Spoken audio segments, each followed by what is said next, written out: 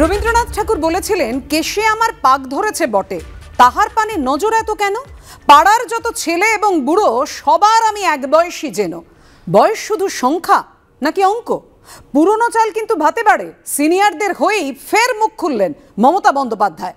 বছর শেষে শিক্ষা নিয়োগ দুর্নীতিতে ফের সক্রিয় ইডি, গ্রেফতারি বাড়াও বলছে বিজেপি, পাল্টা মুখ্যমন্ত্রী। বাংলায় একা লড়ার ইঙ্গিত, কোন অঙ্কে এগোচ্ছে রাজ্য রাজনীতি? এ সমস্ত কিছু বিষয় নিয়ে আমরা আলোচনা করব, কিন্তু শুরুতেই আপনাদের সামনে রাখবো উত্তর 24 পরগনা দেগঙ্গার কর্মী সভা থেকে নবীন প্রবীণ দ্বন্দ্ব নিয়ে আজকে একেবারে স্পষ্ট বার্তা দিয়েছেন মমতা বন্দ্যোপাধ্যায়। আবারও দেখুন, সিনিয়র লিডারদের যোগ্য মর্যাদা দিতে হবে। তৃণমূলের অন্দরে নবীন প্রবীণ দ্বন্দ্ব নিয়ে দেগঙ্গার দলীয় সভা থেকে ফের স্পষ্ট বার্তা দিলেন মমতা বন্দ্যোপাধ্যায়। এই ইস্যুতে বিতর্ক চলছে বেশ কিছুদিন ধরেই। সম্প্রতি এই ইস্যুতে মুখ খুলে অভিষেক বন্দ্যোপাধ্যায় বুঝিয়ে দিয়েছিলেন তিনি বয়সের ঊর্ধ্বসীমা বেঁধে দেওয়ার অবস্থানে অনড়। রাজনীতি হোক বা যে কোনো ফিল্ডে হোক, আমি মনে করি একটা ঊর্ধ্বসীমা থাকা দরকার। যদি কেউ ভাবে যে দীর্ঘদিন আমি ক্ষমতা কুক্ষিগত করে রাখবো, তাহলে তার পতন অবশ্যম্ভব। এটা কংগ্রেস হোক, বিজেপি হোক, সিপিএম হোক, তৃণমূল হোক, ভারতবর্ষের যে কটা রাজনৈতিক দল আছে সবার জন্য খুব। তার ঠিক আগে নেতাজি ইন্ডোর স্টেডিয়ামে মমতা বন্দ্যোপাধ্যায়ের বক্তব্যে বারবার উঠে আসে পুরনোদের কথা। সৌগত রায় নাম করেও সরাসরি বার্তা দেন তৃণমূল নেত্রী। যেমন সৌগত মাঝে মাঝে বলে, আমার তো বয়স হয়ে গেল। আরে কিসের বয়স? মানুষের মনের কি কোনো বয়স আছে? যারা নতুন এসছেন পুরনোদের সম্মান দিয়ে মাথায় রাখবেন। এরপরই আবার কার্যত দলনেত্রীর উল্টো সুর শোনা যায় কুণাল ঘোষের গলায়। পার্টিটা যেন সিপিএম এ পরিণত না হয়, যে যতক্ষণ না কেউ দেহত্যাগ করবে ততক্ষণ পদত্যাগ করবে না। বয়স মানে রাজনীতি করুন, কিন্তু রাজনীতি মানে এমএলএ এমপি মন্ত্রী হতে হবে, নইলে আমি রাজনীতি করবো না। এটা কোন দেশি ভাষা হচ্ছে?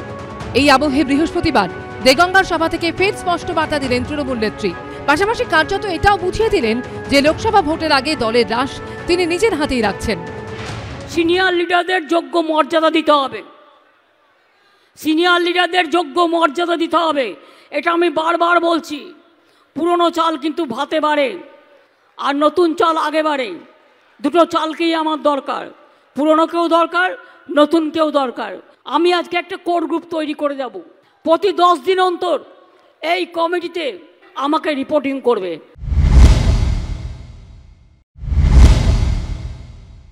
যত ভাগই তৃণমূল করুক, ওগুলো কালনিবির নক্কা ভাগের মতো হয়ে যাবে। এবারের নির্বাচনে মানুষ তৃণমূল কংগ্রেসকে বিসর্জন দেবে বলে দৃঢ় প্রতিজ্ঞ। তৃণমূলকে দেখেছে, তৃণমূলের থেকে শিখেছে, নিজেদের জীবন যৌবন দিয়ে তৃণমূলকে উপলব্ধি করেছে এবং সারা শরীরে তৃণমূলের স্পর্শ লাগিয়ে ফেলেছে দুর্নীতির। তৃণমূলের বিসর্জন অবশ্যম্ভাবী। তার মানে তিনি নিজে মর্যাদা পাচ্ছেন না, তার জন্য আমাদের কিছুটা সমবেদনা থাকতে পারে, কারণ তিনি বৃদ্ধ শাহজাহানের মতো অরঙ্গজেবের হাতে আজকে বন্দী আছেন। এই জন্য এখন তারা মনে করেছে বয়স্কদের প্রতি সম্মান জানাতে হবে। তৃণমূল নেত্রীর বার্তার পর কি নবীন প্রবীণ দ্বন্দ্বের অবসান হবে, সেটাই এখন দেখার। আশাবুল হোসেন, সমীরণ পাল ও শিবাশিস মৌলিকের রিপোর্ট, এবিপি আনন্দ। আমি শুরুতেই অরূপের কাছে আসবো। অরূপ, আবার মমতা বন্দ্যোপাধ্যায়কে বলতে হলো সিনিয়র লিডারদের সম্মান দিয়ে মাথায় রাখবেন, সম্মান দিতে হবে তাদের। এবার নবীন প্রবীণ দ্বন্দ্ব মিটবে? সিনিয়র লিডাররা, সিনিয়র নেতারা সম্মান পাবেন? আপনারা তিনজনের বক্তব্য দেখালেন, মমতাদির বক্তব্য দেখালেন, অভিষেক বন্দ্যোপাধ্যায় কি বলেছেন দেখালেন, কুণাল ঘোষ কি বলেছে সেটা দেখালেন। তিনজনের বক্তব্যে কোথাও কোনো ডিফারেন্স আমি অন্তত দেখতে পেলাম না। এই কারণেই বলছি, মমতাদি যখন বলছেন যে পুরনো চাল ভাতে বাড়ে, নতুন চাল আগে বাড়ে, দুটো চালকেই আমার দরকার, অর্থাৎ নবীন ও প্রবীণের যে মেলবন্ধন, যে ভারসাম্য, সেই কথাই অভিষেক বন্দ্যোপাধ্যায় এয়ারপোর্টে আপনাদের সাংবাদিককে সাক্ষাৎকার দিতে গিয়ে বলেছেন যে সিনিয়রদের মাথায় রাখতে হবে, তাদের পরামর্শ মেনে চলতে হবে, কিন্তু তার সাথে সাথে নবীনদের যদি জায়গা না দেওয়া হয় তাহলে আগামী দিন দলের মধ্যে অক্সিজেন সাপ্লাইটা কম হবে। ঠিক এই একই কথা কুণাল ঘোষও বলেছেন। এখন মিডিয়াতে বিরোধী রাজনৈতিক দল তারা চেষ্টা করবে এইটার মধ্যে একটা লক্ষণ রেখা তৈরি করে দেখানোর, কারণ যাদের অভিষেক বন্দ্যোপাধ্যায় তো বলেছিলেন যদি কেউ দীর্ঘদিন ধরে পদ আঁকড়ে রাখেন, ক্ষমতা আঁকড়ে রাখেন, তার পতন অবশ্যম্ভাবী।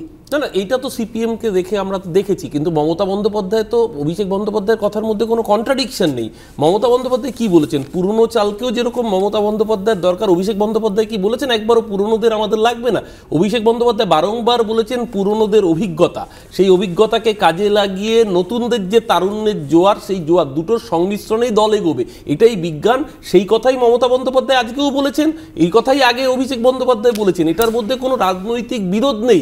একটা সময় সিপিএমও তো বলেছিল যে নতুন মুখ, নতুন রক্ত, এই সমস্ত উন্নত বামফ্রন্ট, উন্নততর বামফ্রন্ট, এ তো সিপিএম এর মুখে হ্যাঁ, কিন্তু মমতা বন্দ্যোপাধ্যায়কে আজকে আবার বলতে হলো এই কথা। মমতা বন্দ্যোপাধ্যায় সেই কথাই বলেছেন যেই কথা আমরা সকলে তৃণমূল দলে নিঃসন্দেহে পুরাতন হচ্ছেন মমতা ব্যানার্জি, নতুন হচ্ছেন অভিষেক ব্যানার্জি।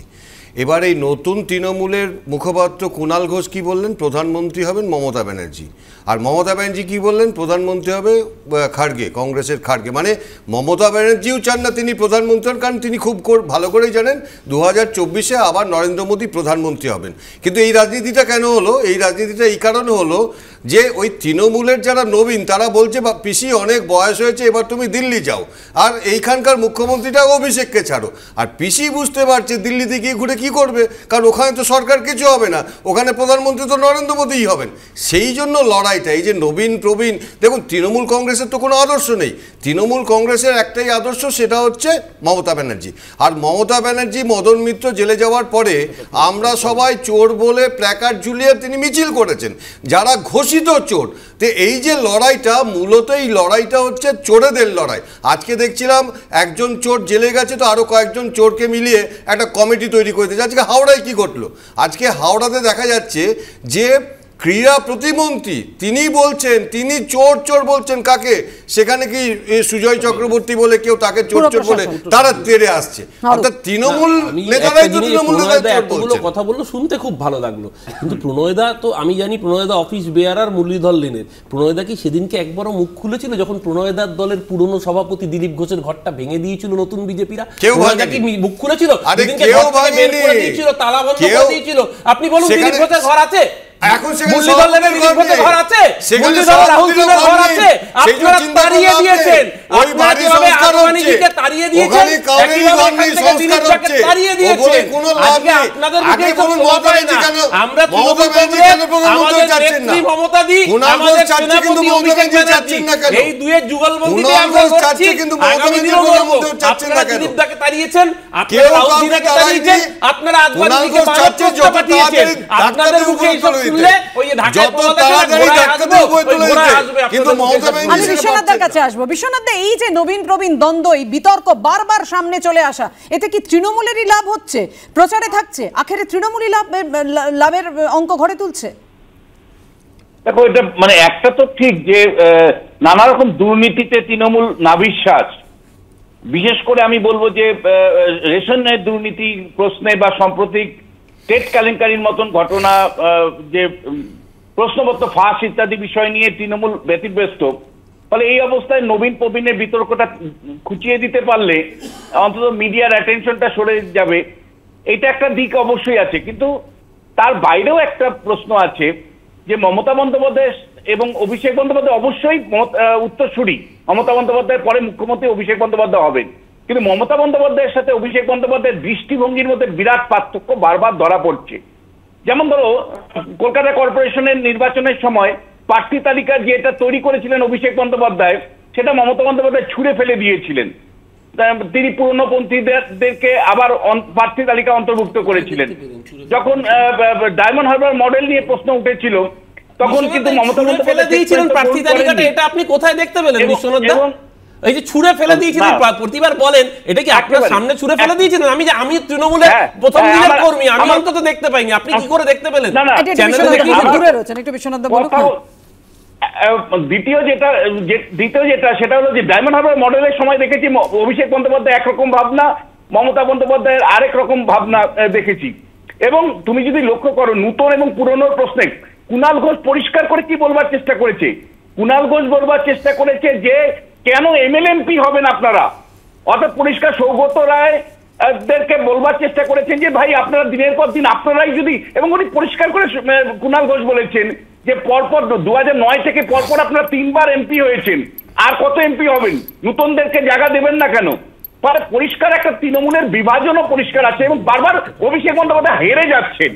মমতা বন্দ্যোপাধ্যায়ের কাছে যে শেষ পর্যন্ত ক্ষমতাটা থেকে যাচ্ছে এবং জননেত্রী কথা যেটা তৃণমূল কংগ্রেস বলে, মানে পাওয়ারের রিজার্ভার যে মমতা বন্দ্যোপাধ্যায়, তিনি যে শেষ কথা সেটা যেমন প্রকাশ পাচ্ছে। আর অন্যদিকে অভিষেক বন্দ্যোপাধ্যায় বারবার যেন হেরে যাচ্ছেন। তিনি উদ্যোগ নিচ্ছেন যে স্বচ্ছ পুরসভা নির্বাচন করবেন, করতে পারলেন না। তিনি উদ্যোগ নিয়েছিলেন যে একটা নতুন মডেল তৈরি করবেন তৃণমূল কংগ্রেসের পরিচালনার ক্ষেত্রে ইয়ংদেরকে সঙ্গে রেখে, তিনি সেটা পারলেন না। ফলে বারবার অভিষেক বন্দ্যোপাধ্যায়ের এই পরাজয় কিন্তু তার নেতৃত্বকে নিয়ে প্রশ্ন উঠবে তৃণমূল কংগ্রেসের মধ্যে, যেমন তেমনি একইভাবে রাজ্য রাজনীতি বা দেশের রাজনীতির প্রশ্নেও অভিষেক বন্দ্যোপাধ্যায় নেতৃত্ব নিয়ে প্রশ্ন উঠবে যে বারবার তিনি কোনো জিনিস প্রস্তাব করেন, সেই প্রস্তাব মমতা বন্দ্যোপাধ্যায় কার্যত নস্যাৎ করে দেন বা বাতিল করে দেন। তাহলে বিশ্বনাথ বলছেন রাজ্য রাজনীতিতে রাজ্য তৃণমূলের নেতৃত্বের ক্ষেত্রে অভিষেক বন্দ্যোপাধ্যায়ের নেতৃত্ব নিয়ে প্রশ্ন উঠছে।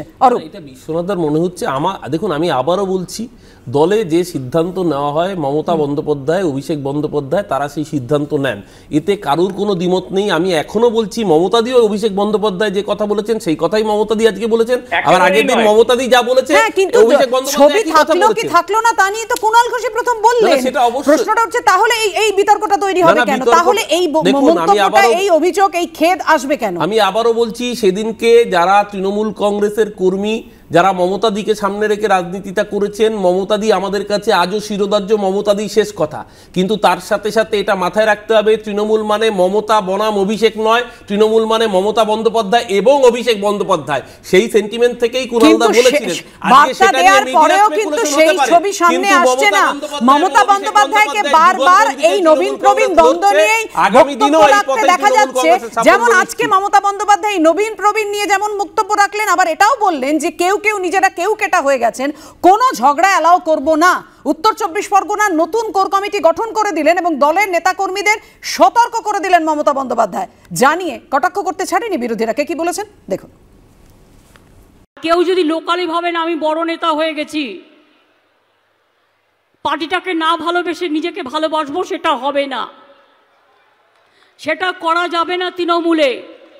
তৃণমূলের কাজ হচ্ছে নিজেকে সেবা করা নয়, মানুষের সেবা করা। এতদিনে বললেন মানুষের সেবা, আমাদের জানতাম মমতা ব্যানার্জি পরিবার সেবা।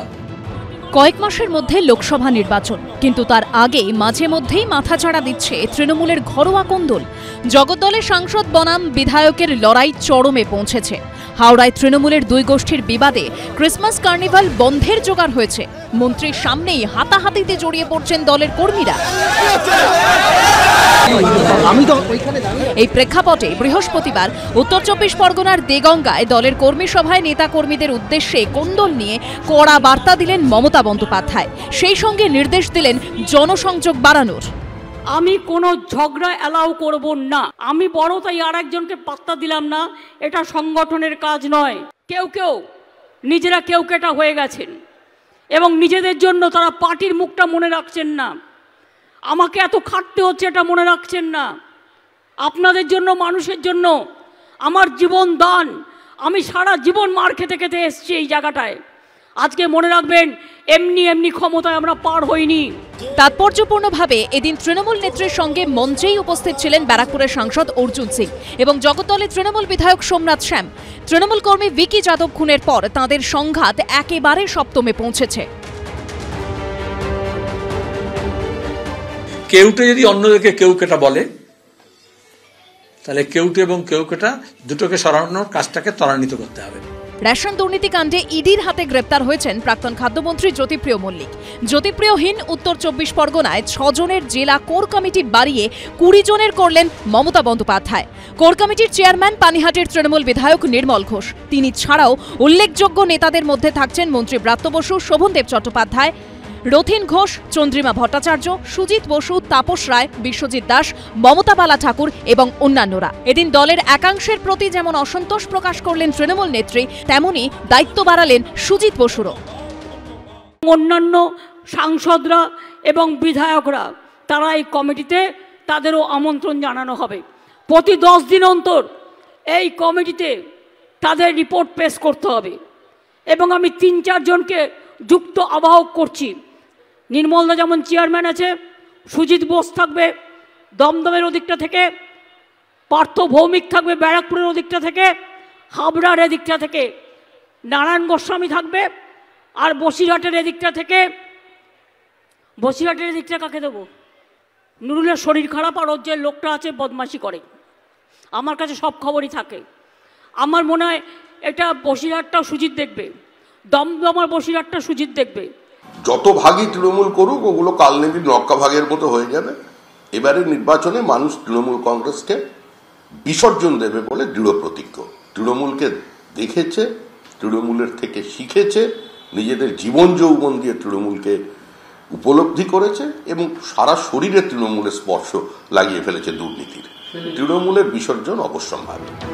সংগঠনের খোল নলছে বদলের প্রভাব লোকসভা ভোটে কতটা পড়ে সেটাই দেখার।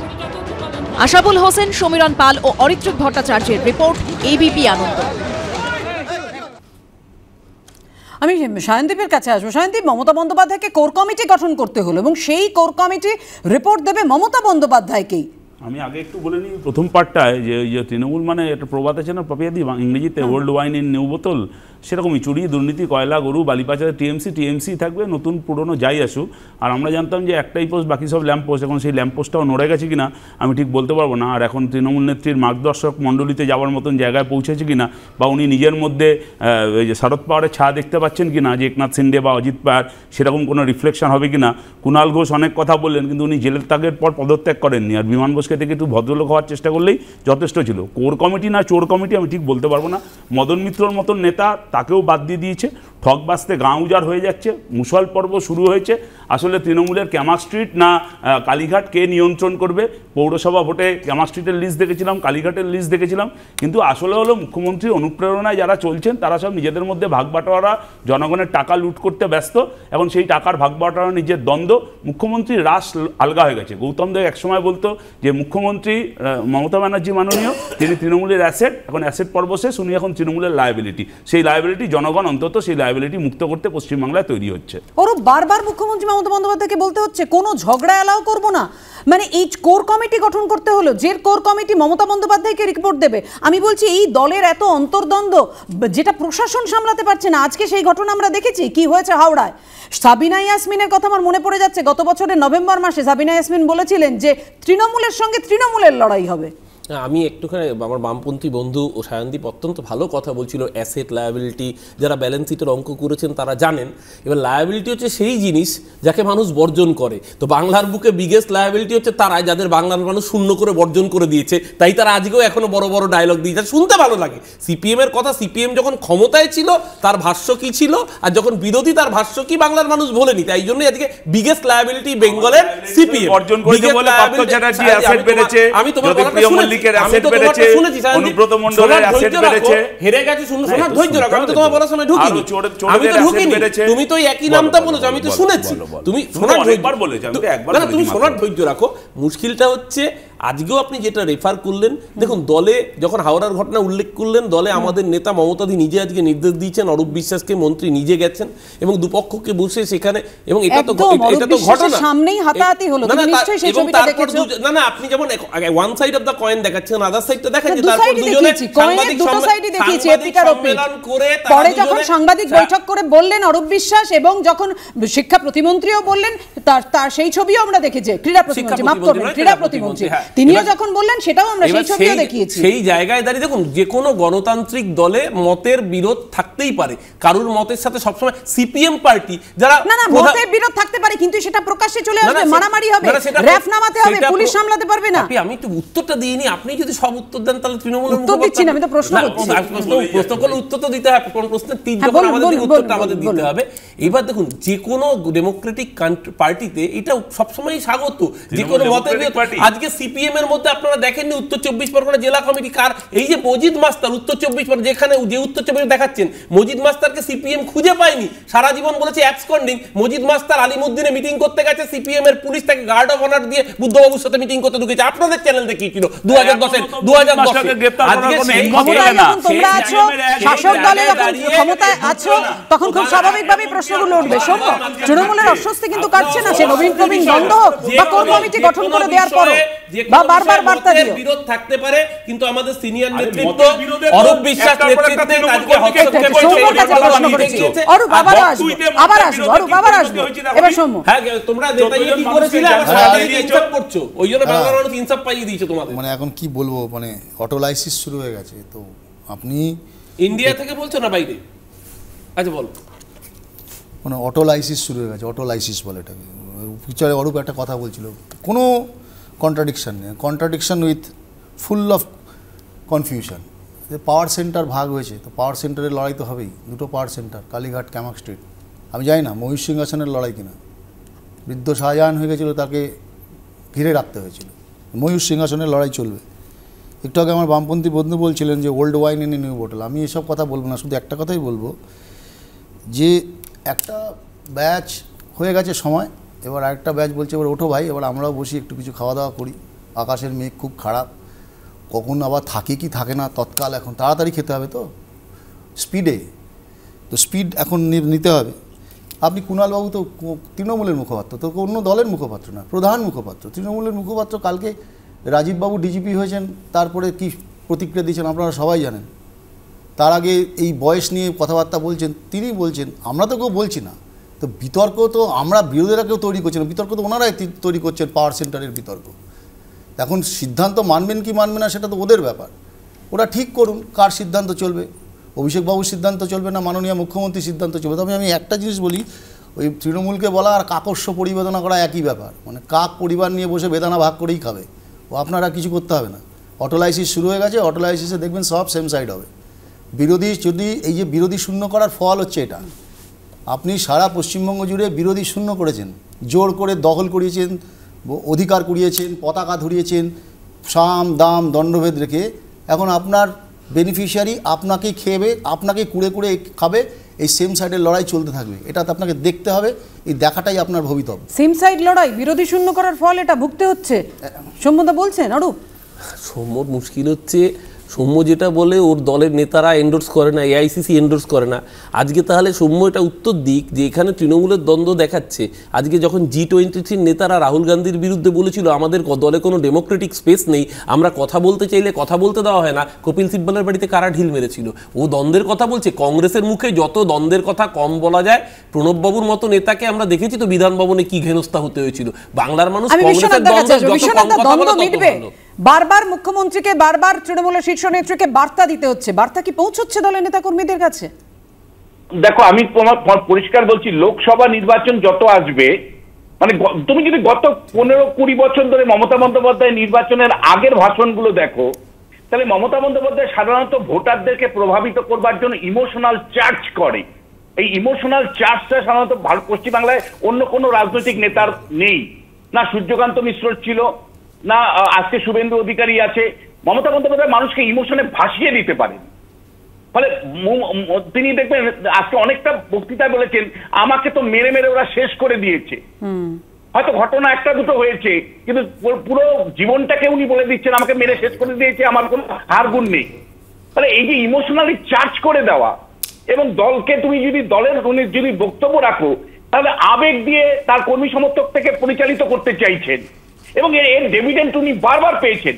উনি যখন পা ভাঙার পরে উনি যখন বলছে, মাগো আমার পা ভেঙে দিয়েছে বিজেপির লোকরা, তোমরা অনেক দূরের থেকে এসছো মা, তোমাদের চরণ প্রণাম করি মা, এই যে বক্তব্যগুলো, এই বক্তব্যগুলো একটা ইমোশনালি চার্জ করে ভোটারদেরকে। মমতা বন্দ্যোপাধ্যায় জানে যে অবশ্যই দ্বন্দ্ব মিটবে কিনা আমাদের নজর থাকবে। আজকে মুখ্যমন্ত্রী আবার রেশন দুর্নীতির অভিযোগে জেলেবন্দি জ্যোতিপ্রিয় মল্লিকের পাশে দাঁড়ালেন। রেশন দুর্নীতির অভিযোগে জেলেবন্দি জ্যোতিপ্রিয় মল্লিক বালুঘিন উত্তর 24 পরগনার কর্মী সভা থেকে প্রাক্তন খাদ্যমন্ত্রীর পাশেই দাঁড়ালেন মমতা বন্দ্যোপাধ্যায়। বললেন যাতে ভোটের কাজ না করতে পারে তাই গ্রেফতার করা হয়েছে জ্যোতিপ্রিয়কে। পাশাপাশি জেলায় 20 সদস্যের কোর কমিটিও ঠিক করে দিলেন তৃণমূল নেত্রী। দেখুন, ভাঙড় রাজারহাট দিয়ে গঙ্গায় হাবড়ায় বালুকে অ্যারেস্ট করে অনেক কাজ করেছে। ও অ্যারেস্ট করেছে কিসের জন্য? যাতে পার্টির কাজ করতে না পারে, যাতে ইলেকশন করতে না পারে। নেতাজি ইন্ডোর স্টেডিয়ামের পর দেগঙ্গার সভা, ফের একবার রেশন দুর্নীতিকাণ্ডে গ্রেফতার হওয়া জ্যোতিপ্রিয় মল্লিকের পাশে দাঁড়ালেন মমতা বন্দ্যোপাধ্যায়। শিক্ষায় নিয়োগ দুর্নীতির মামলায় গ্রেফতার হয়েছেন প্রাক্তন শিক্ষামন্ত্রী পার্থ চট্টোপাধ্যায়। জেলে রয়েছেন তৃণমূল বিধায়ক এবং প্রাথমিক শিক্ষা পর্ষদের প্রাক্তন সভাপতি মানিক ভট্টাচার্য। গরু পাচার মামলায় গ্রেফতার হয়ে দিল্লির তিহার জেলে রয়েছেন অনুব্রত মণ্ডল। গত মাসে নেতাজি ইন্ডোরের সভা থেকে সরাসরি সেই জেলবন্দি নেতাদের পাশে দাঁড়িয়েছিলেন তৃণমূল নেত্রী। আজকে খুব হাসছেন, ভাবছেন কেষ্ট জেলে, পার্থ জেলে, আমাদের আরও কয়েকজন জেলে, আমাদের মানিক ভট্টাচার্য জেলে, অনেকেই জেলে, বালু জেলে। এটাই চলবে? বালুকে নিয়ে গেছে জেলে, ডান্ডার পর ডান্ডা খেয়েছে। এরা অনেক ডান্ডা খেয়েছে, অনেক লড়াই করেছে। আমার অনেক লড়াইয়ের সাথী, মনে রাখবেন। আমি বিশ্বাস করি না এরা চোর। এবার দেগঙ্গার সভা থেকে তারই পুনরাবৃত্তি হলো। ফের জ্যোতিপ্রিয় মল্লিকের পাশে দাঁড়ালেন মমতা বন্দ্যোপাধ্যায়, যা নিয়ে খোঁচা দিতে ছাড়েনি বিরোধীরা। 12 বছরের প্রাতিষ্ঠানিক দুর্নীতিকে টেনে নিয়ে যেতে গেলে যেটা খাদ্যের মতো একটি গুরুত্বপূর্ণ বিভাগ যেখানে যুক্ত, সেটা তৃণমূল কংগ্রেস জানতো না। তৃণমূল কংগ্রেসের কর্মসূচি জ্যোতিপ্রিয় মল্লিক বাস্তবে রূপায়িত করেছে, সেই জন্য তার থেকে বিচ্ছিন্ন করা যাবে না। বরঞ্চ যারা বলছিলেন যে 21-এর আগে আর 21-এর পরে সব নাকি পরিচ্ছন্ন হয়ে গেছে, তাদেরও বার্তা দিয়ে দিলেন যে তৃণমূলের মূল যে কর্মসূচি, এবং সেটা হচ্ছে সকলকে সঙ্গে নিয়ে চলা, প্রাতিষ্ঠানিক লুটে সহযোগিতা করা। এর মধ্যেই সম্প্রতি প্রকাশিত হয়েছে 2024-এর সরকারি ক্যালেন্ডার। সেখানে মিনিস্টার ইনচার্জের তালিকায় প্রথম নামটি জেলবন্দি জ্যোতিপ্রিয় মল্লিকের। রাজ্যপাল মুখ্যমন্ত্রীর পরই তৃতীয় নাম জেলবন্দি বনমন্ত্রীর। সম্প্রতি আদালতে জমা দেওয়া চার্জশিটে এনফোর্সমেন্ট ডিরেক্টরেট দাবি করে এখনো পর্যন্ত 100 কোটি টাকার দুর্নীতির প্রমাণ মিলেছে। তবে গোটা দুর্নীতি আরও কয়েকশো কোটি টাকার। 36 কোটি টাকা গেছে ধৃত প্রাক্তন খাদ্যমন্ত্রী জ্যোতিপ্রিয় মল্লিকের কাছে। সরকারি ক্যালেন্ডারে তার নাম নিয়ে আক্রমণ শানিয়েছে বিরোধীরা। ভালো, তোমরা আবু বেন আদেমের গল্প পড়নি? যে বলেছিল যে এই যে কারা কারা সব ভালো লোকজন আছে, তাদের নামের তালিকা আছে, তো যে সবার শেষে যাতে আবু বেন আদেম তার নাম এঞ্জেলকে বলেছিল লিখে দেয়। তো এখানে কোনো এঞ্জেলও নেই আর কোনো স্বর্গরাজ্যও নেই, আর দানবিদদের নামের তালিকা হচ্ছে না। সুতরাং ওটা তোমরা বলছো কাউন্সিল অফ মিনিস্টার্স, আমরা বলছি লুটেরাদের লিস্ট। তাতে উর্দুতে বলে সারে ফেরেস্ত, হেড অফ দ্য লিস্ট কে হবে? এখন অভিষেক মন্ত্রী হয়নি বলে, নাহলে অভিষেকের নাম থাকতো। জ্যোতিপ্রিয়হীন উত্তর 24 পরগনার সভা থেকে এদিন একটি কোর কমিটি গঠন করে দেন মমতা বন্দ্যোপাধ্যায়। কমিটির চেয়ারম্যান করা হয়েছে নির্মল ঘোষকে। আশাবুল হোসেন, রুমা পাল ও শিবাশিস মৌলিক, এবিপি আনন্দ। প্রণয়দার কাছে আসবো। প্রণয়দা, মমতা বন্দ্যোপাধ্যায় বলছেন আপনারা অনৈতিকভাবে গ্রেফতার করছেন, রাজনৈতিক প্রতিহিংসা, এবং আমার লড়াইতে এরা সবাই সাথী, আমি বিশ্বাস করি না এরা চোর। দেখুন, আমি যতটুকু জানি আমাদের রাজ্যের মুখ্যমন্ত্রী একজন অ্যাডভোকেট। তো যা হচ্ছে সে তো কোর্টে হচ্ছে, ইডি সিবিআই তো কোর্টে যাচ্ছে। তো মুখ্যমন্ত্রীর যদি মনে হয় যে তার সরকারের প্রতিনিধিত্ব যারা করছেন অ্যাডভোকেট, তারা প্লিড করতে পারছে, উনি দাঁড়াতে পারেন। দেখুন, ঘটনা যেখানে হচ্ছে যে কেন্দ্রের পাঠানো 450 কোটি টাকা ধান কেনার টাকা যেটা লুট হয়েছে, কে লুট করেছে? জ্যোতিপ্রিয় মল্লিকের মাধ্যমে লুট হয়েছে। খাদ্যমন্ত্রী জ্যোতিপ্রিয় মল্লিক, মুখ্যমন্ত্রী হচ্ছেন মমতা ব্যানার্জি। তাই জ্যোতিপ্রিয় মল্লিক যদি লুট করে থাকে, তার দায়িত্ব মুখ্যমন্ত্রী কখনো এড়াতে পারেন না। সেই জন্যই তো আজকে মুখ্যমন্ত্রীকে জ্যোতিপ্রিয়র পাশে দাঁড়াতে হচ্ছে, আর পাশে তো দাঁড়াতেই হবে। আমি মমতা ব্যানার্জিকে প্রশ্ন করব যে আপনি তো বলেছিলেন রাজীব ব্যানার্জি যখন মন্ত্রী ছিল সব ফাইল আছে, বন দপ্তরে কি দুর্নীতি হয়েছে, সেই আপনি একটা তদন্ত কমিটিও শুরু করেছিলেন। সেই তদন্ত কমিটিটা কোথায় গেল? তার রিপোর্ট কোথায় গেল?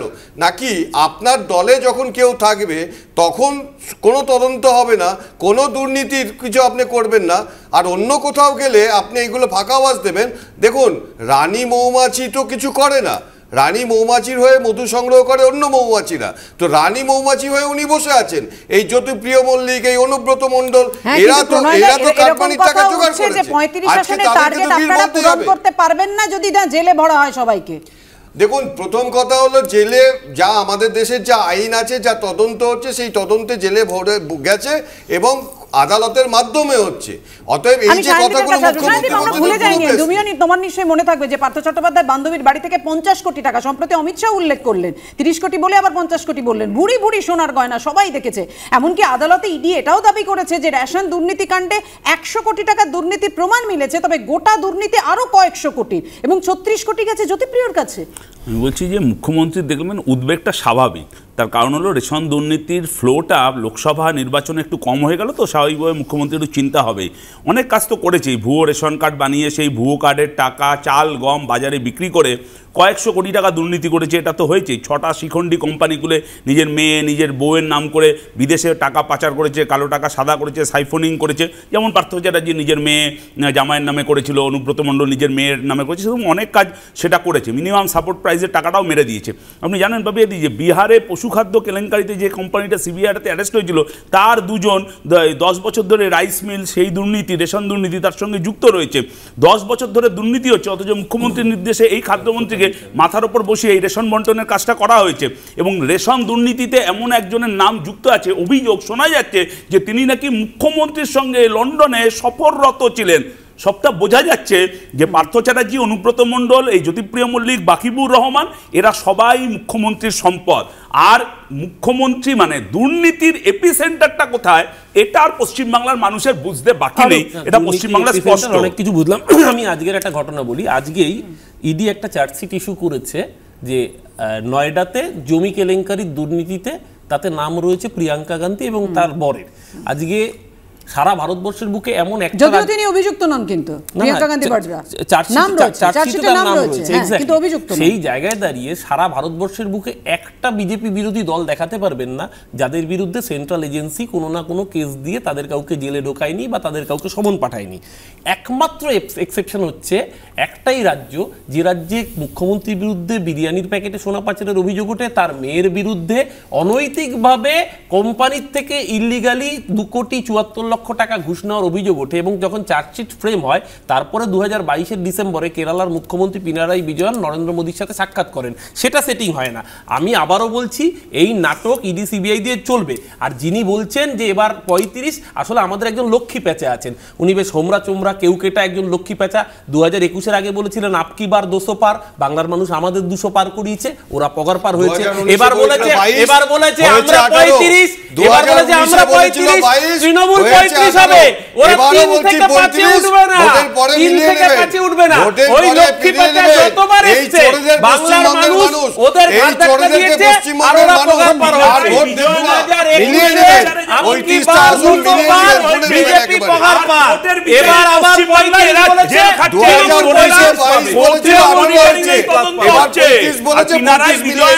কোর্টের বিচারেই সেখানে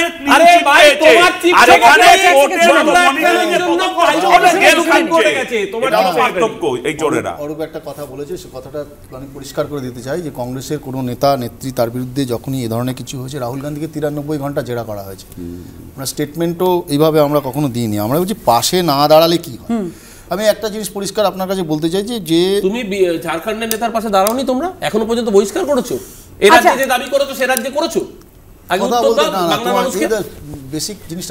এবার বিজেপিকে মমতা বন্দ্যোপাধ্যায় চোর বলে আক্রমণ করেছেন। আমরা একটু দেখাই দর্শকদের, আসবো। পাশাপাশি দেশে কেন্দ্রীয় এজেন্সির গণতন্ত্র চলছে, এমনও মন্তব্য করেছেন তৃণমূল। দেখুন, তিনি জিজ্ঞেস করেছেন সবচেয়ে বড়িয়া ভ্রষ্টাচারী কোন হ্যায়, আমরা বলেছি চোর মমতা, চোর মমতা। সবাইকে দেখলেই বলছে চোর চোর। সবচেয়ে বড় চোরদের, ডাকাতদের সর্দার ওরা, সবচেয়ে বড় চোরের মায়ের বড় গলা। মাদার অফ থিপস আর সাউথস মোস্ট। সম্প্রতি রাজ্য রাজনীতিতে ঝড় তুলেছে চোর স্লোগান। কখনো বিধানসভার ভেতরে, কখনো বিধানসভার বাইরে।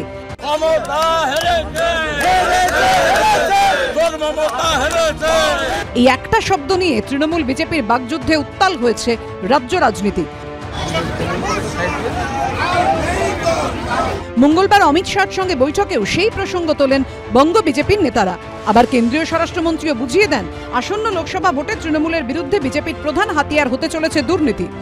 इतना बड़ा भ्रष्टाचार, एक मंत्री के घर से 30-30 करोड़ की गड्डियां, 30 करोड़ रुपया क्या होता है?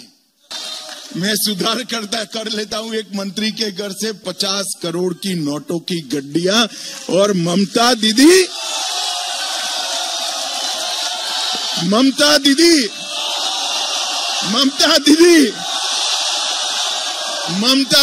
जवाब देने को तैयार नहीं है। এই প্রেক্ষাপটে বৃহস্পতিবার দেগঙ্গার সভা থেকে দুর্নীতি ইস্যুতেই বিজেপিকে পাল্টা নিশানা করলেন মমতা বন্দ্যোপাধ্যায়। জানিয়ে পাল্টা জবাব দিতে দেরি করেনি গেরুয়া শিবিরও। এক একটা কোটি কোটি টাকার মালিক বিজেপি করলেই ওয়াশিং মেশিন, আর তৃণমূল করলে জেলে ভরো, বলছে সব নেতাদের জেলে ভরো। বিজেপির কটা চোর গ্রেপ্তার হয়েছে? বিজেপি তো ওয়াশিং মেশিন, যাদের আমাদের দলে আছে তাদের গদ্দার বলেছিলেন, তাদের কিরকম ধুয়ে মুছে পরিষ্কার করে ওদের দলে পাঠিয়ে দিয়েছেন। দেখতে পাচ্ছেন তো, রাজীব বন্দ্যোপাধ্যায় ওই উত্তর 24 পরগনায় যাকে জেলা সভাপতি করে দিয়েছিলেন, গদ্দার বলেছিলেন, বিশ্বজিৎ দাস, সবই তো বিজেপি ধুয়ে দিয়েছে। আমাদের দলে এলে আমরা পরিষ্কার করে দেবো। কোনো কেসের বিচার হয়নি, যে টাকা লুট করেছে ফেরত পায়নি, সোনাদানা নিয়ে গেছে ফেরত পায়নি কেউ, জেলে ভরে রেখে দিচ্ছে। তার কারণ যাতে ইলেকশনটা করতে না পারে, যাতে পার্টির কাজ করতে না পারে। সারা ভারতবর্ষে আমি জানতে চাই, শুধু এজেন্সির গণতন্ত্র চলছে। একদম মিথ্যে কথা। ওনার স্বাদের বৌমার কাছ থেকে যে সোনা কাস্টম ধরেছিল, সোনা সমেত বৌমা সমেত ফেরত দিয়েছে। মিথ্যাচার করলে তো হবে না। আনগ্রেটফুল কেন? বরঞ্চ তিনি অরুণ জেটলিকে ধন্যবাদ দিয়েছিলেন যে তার হস্তক্ষেপে পাচার করা সোনা সমেত পাচারকারীকে ফেরত দিয়েছিল কালীঘাটে। তৃণমূলের যে নেতারা অ্যারেস্ট হয়েছে তাদের কাছে হিসেব বহির্ভূত কাঁড়ি কাঁড়ি টাকা পাওয়া গেছে, সোনা পাওয়া গেছে, চাকরির কারচুপি পাওয়া গেছে, ওএমআর সিটের জালিয়াতি প্রমাণ হয়েছে। তারা গ্রেপ্তার হলে মানুষ রাস্তায় নেমে এমনি চোর বলবে। তৃণমূলে যারা সৎ আছে তাদেরকে তো কেউ চোর বলছে না, যারা চোর তাদেরকে চোরই বলবে। 1989 সালে লোকসভা নির্বাচনের আগে দেশ জুড়ে ঝড় তুলেছিল একটা স্লোগান, গলি গলি মে শোর হ্যায়, রাজীব গান্ধী চোর হ্যায়। বোফোর্স কেলেঙ্কারির অভিযোগ প্রমাণ না হলেও সেই লোকসভা ভোটে রাজীব গান্ধীকে ক্ষমতা হারাতে হয়েছিল। প্রায় 3 দশক পর আরেকটা লোকসভা ভোটেও কি ফ্যাক্টর হবে সেই চোর স্লোগান? উত্তর দেবে সময়। আশাবুল হোসেন, রুমা পাল ও অনির্বাণ বাগচির রিপোর্ট, এবিপি আনন্দ। বিশ্বনাথ, সম্প্রতি অমিত শাহ বঙ্গ বিজেপি নেতৃত্বের কাছে রোডম্যাপ ঠিক করে দিয়ে গেছেন যে তৃণমূলের বিরুদ্ধে আক্রমণের অস্ত্র হচ্ছে দুর্নীতি। সেই জন্য কি পাল্টা এই আক্রমণের কৌশল নিলেন তৃণমূল নেত্রী?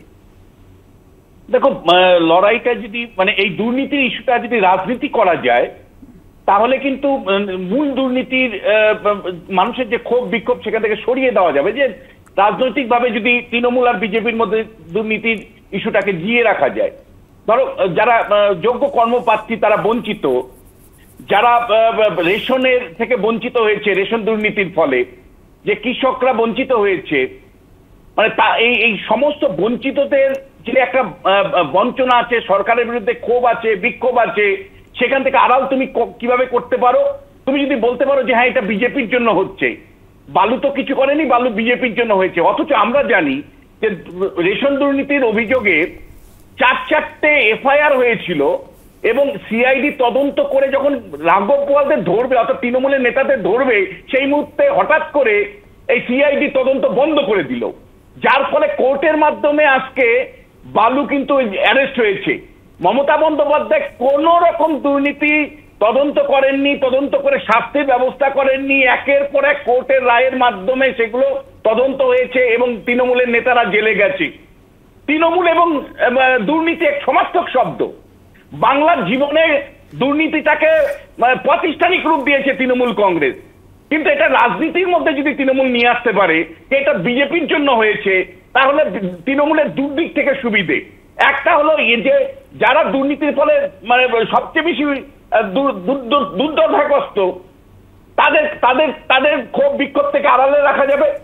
আর দ্বিতীয় যেটা, সেটা হলো বিজেপি তৃণমূলের লড়াইয়ের মধ্যে মুসলমানদের ভোটটা নিশ্চিত করা যাবে। ফলে একেবারে পলিটিক্যাল স্ট্র্যাটেজি হিসাবে মমতা বন্দ্যোপাধ্যায় সচেতনভাবে বালুকে আড়াল করতে চাইছেন এবং ডিনায়াল মোডে আছেন। এটাকে বলে পলিটিক্স অফ ডিনায়াল, রাজনীতি অস্বীকার করা বলে।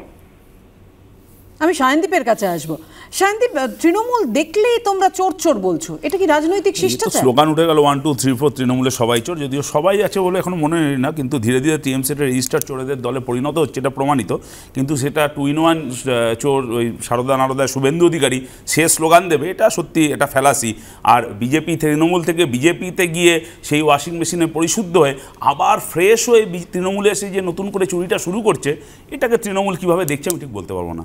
অরূপ, মুশকিলটা হচ্ছে যে সারা ভারতবর্ষে বিজেপি যাদের রেজিস্টার চোর বলেছে, আমরা বলি শুভেন্দুকে চোর বিজেপি বলেছিল 2015 সালে, দিলীপ দার নেতৃত্বে মিছিল করে বলেছিল Suvendu Adhikari, leader of opposition. আসামে হেমন্ত বিষয়ে কদিন আগে মহারাষ্ট্রে শরদ পাওয়ারের ভাইপোকে বললো ওকে যদি জেলে না ঢোকাই, চাকরি না পেশাই, তাহলে আমরা ভাত খাবো না। সেই বিলাস রায় মহারাষ্ট্রের বুকে যে উপমুখ্যমন্ত্রী দেবেন্দ্র ফডনবিস, আজকে সে নিজে উপমুখ্যমন্ত্রী, আবার অজিত পাওয়ার উপমুখ্যমন্ত্রী। বিজেপি যাকে চোর বলবে, আপনি যদি বিজেপিতে জয়েন করেন তাহলে আপনি রাজ্যের নেতা, কেন্দ্রের নেতা, মন্ত্রী হয়ে যাবেন। আর বিজেপি যদি আপনি বিরোধিতা করেন তাহলে পলিটিক্যালি টার্গেট করা হবে। এটা বোঝার জন্য কোনো রাজনৈতিক পণ্ডিত হতে হচ্ছে না। দিল্লির মুখ্যমন্ত্রী অরবিন্দ কেজরিওয়াল সে সমন পাচ্ছেন, সেইবেলা কেজরিওয়ালের বিরুদ্ধে রাজনৈতিক আক্রমণ, তেজস্বী যাদবের কাছে সমন গেলে রাজনৈতিক আক্রমণ, পিনারাই বিজয়নের মেয়েকে আর পিনারাই বিজয়নকে সোনা পাচারে অভিযুক্ত হলে রাজনৈতিক আক্রমণ, আর তৃণমূল কংগ্রেসের বেলা হলো চোর। এই জন্যই সিপিএম আজকে রাজনৈতিকভাবে শূন্য হয়ে গেছে। রাজনৈতিক আক্রমণ, আমি এখানেই সৌম্যর কাছে আসবো, কিন্তু চোর, বড় চোর, ডাকাত, এটা রাজনৈতিক সৌজন্য কোথায় থাকছে? শিষ্টাচার কোথায় থাকছে? যে সিপিএম প্রফুল্ল সেনকে বলেছিল স্টিফেন হাউস চুরি করে কিনে নিয়েছে, সেই সিপিএম এর থেকে রাজনৈতিক শিষ্টাচার, যারা আবামাইতির চেয়ারে আলতা মাখিয়ে দিয়েছিল, তার থেকে রাজনৈতিক শিষ্টাচার, তার থেকে রাজনৈতিক শিষ্টাচার, যারা একজন মহিলাকে এই ধরনের শোনাবে,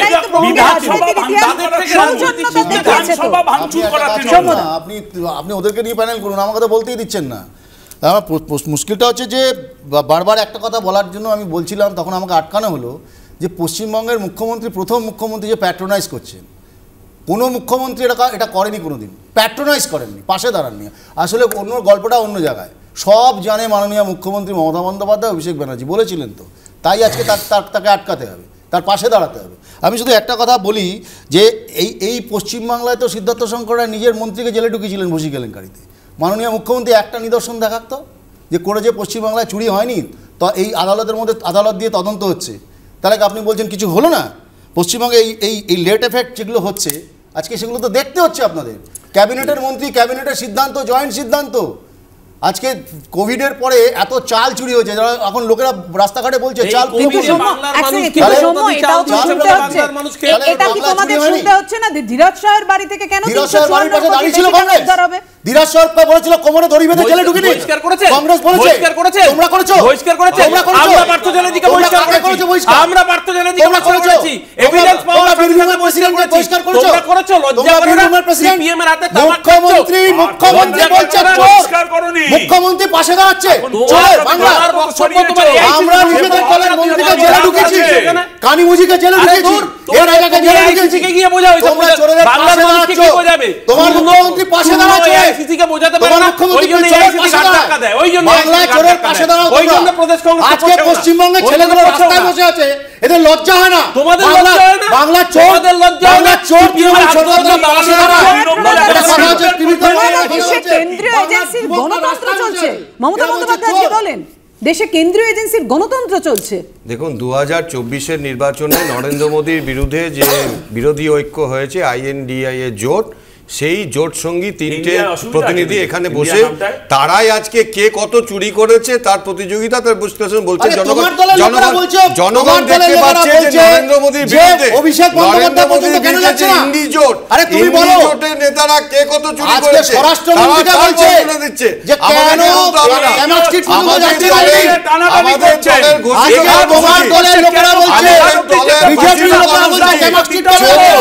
জেল বড়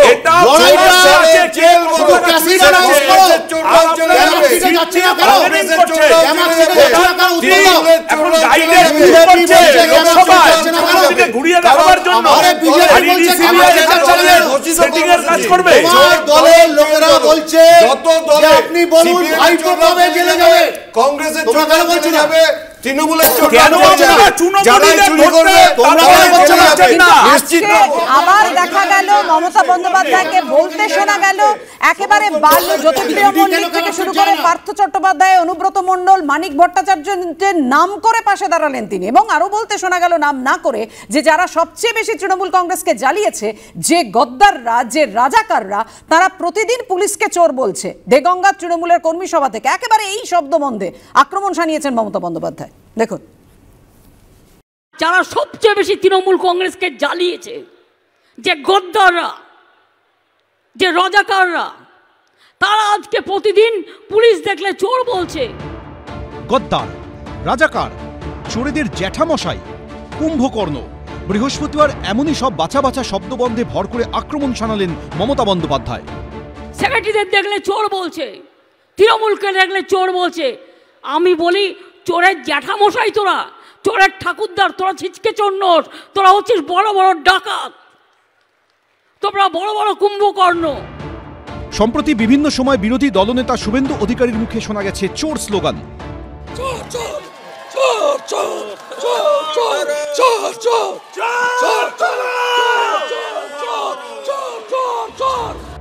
এই প্রেক্ষাপটে প্রশ্ন উঠছে, তাহলে কি দেগঙ্গার সভা থেকে নাম না করে শুভেন্দু অধিকারীকে নিশানা করলেন তৃণমূল নেত্রী?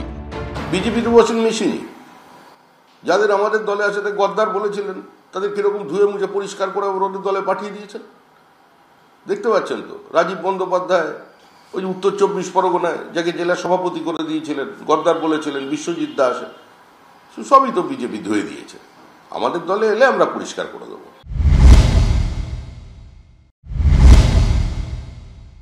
চোরের পিসিমা উনি আর জ্যাঠামশাই শুভেন্দু।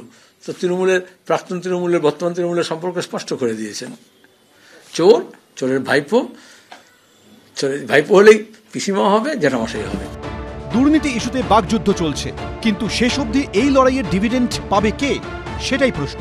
আশাবুল হোসেন, অরিত্রিক ভট্টাচার্য ও রুমা পালের রিপোর্ট, এবিপি আনন্দ।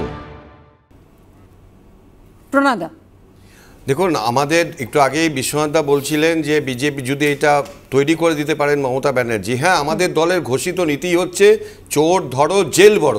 মমতা ব্যানার্জি যদি মনে করে থাকেন, এটাও শোনা গেছে বঙ্গ বিজেপি নেতৃত্বকে তো অমিত শাহ এটাও বুঝিয়ে দিয়েছেন যে ইডি সিবিআই এর উপর ভরসা করে লড়াই করলে চলবে না, নিজেদের লড়াই মাঠে নেমে নিজেদেরকেই করতে হবে। দেখুন, অমিত শাহজি কি বুঝিয়েছেন সেটা আমরা জানি, কারণ আমাদের সাথে মিটিংটা হচ্ছে, মিডিয়ার সাথে মিটিং হয়নি, সেটা ছেড়ে দিন। কিন্তু ঘটনা যেটা হচ্ছে যে এই যে কারি কারি টাকা, কোটি কোটি টাকা, যে রাজ্যের 10 কোটি মানুষকে নাকি 2 টাকা কেজি চাল দিতে হয়, যে রাজ্যের মানুষ নাকি খেতে পায় না, সেই রাজ্যের কিছু মানুষের কাছে বাড়িতে খাটের নিচে কোটি টাকা, 50 কোটি টাকা, 100 কোটি টাকা পাওয়া যাচ্ছে। চোরদেরকে জেলেই যেতে হবে, চোরদেরকে জেলেই যেতে হবে, সেই সিবিআই ইডির মাধ্যমেই হোক। হয়ে গেছে। প্রণয় দ্বারা একটা স্লোগান দিয়েছেন, চোর ধরো জেলে ভরো। তো প্রণয় দ্বারা একটা বড় ছাকনি এনেছেন, ওই ছাকনিটার মধ্যে দিয়ে জল ঢালছেন, আর ছাকনির তলায় পুরো জলটা যখন পড়ে যাচ্ছে দেখা যাচ্ছে বালতিটার নাম বিজেপি। যত চোর গিয়ে বিজেপিতে জমা হচ্ছে, বিজেপিতে জমা হলে চোরেরা সাধু, নইলে পেছনে জেলে।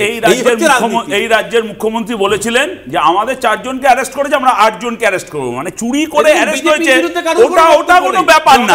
আমাদের 4 ওদের 8, এই চুরি তর্জা চলছে। না না, আমি তো বলছি তাহলে অর্জুন সিং আর মুকুল রায় কি সাধু হয়ে গেল? মুখ্যমন্ত্রী বলুক না, অর্জুন সিং এর বিরুদ্ধে কে অভিযোগ করেছে? আমরা করেছিলাম। মুকুল রায়ের বিরুদ্ধে কে অভিযোগ করেছিল? গাদ্দার। এখন কি তৃণমূলের সত্তা? এখন সত্তা বিশ্বনাথ দাই স্লোগান পাল্টা স্লোগানে ডিভিডেন্ড কাটা পাবে। চোরেরা সত্তা হয়ে গেল। দেখো, আমি পরিষ্কার বলতে চাই, ডিভিডেন্ড কিন্তু রাজনৈতিক কারবারিরা পেতে পারে, পশ্চিমবাংলার জনগণ কিন্তু সবচেয়ে বেশি লুজার হবে। পশ্চিমবাংলার ইতিমধ্যেই পশ্চিমবাংলা বিহার, উড়িষ্যার থেকে পিছিয়ে গেছে, ভারতবর্ষের অন্য রাজ্য তো দূরের কথা। ফলে মানে এই দুর্নীতি যত হবে, গরিব মানুষ তত সাফার করবে, ভুক্তভোগী অনেক বাড়বে, এবং দিনের শেষে দুর্নীতির ইস্যু বা দুর্নীতির প্রশ্নে রাজনীতি কারবারিদের লাভ হতে পারে, সাধারণ মানুষের লস হবে। একদম। যাদের কথা ভেবে এত লড়াই, যাদের কথার জন্য এত লড়াই, সেই জনগণ, সেই সাধারণ মানুষের কি হবে? অবশ্যই দিনের শেষে এই প্রশ্নটা থাকে। এই মুহূর্তের আলোচনা এখানেই শেষ করছি। আপনাদের সবাইকে অনেক ধন্যবাদ।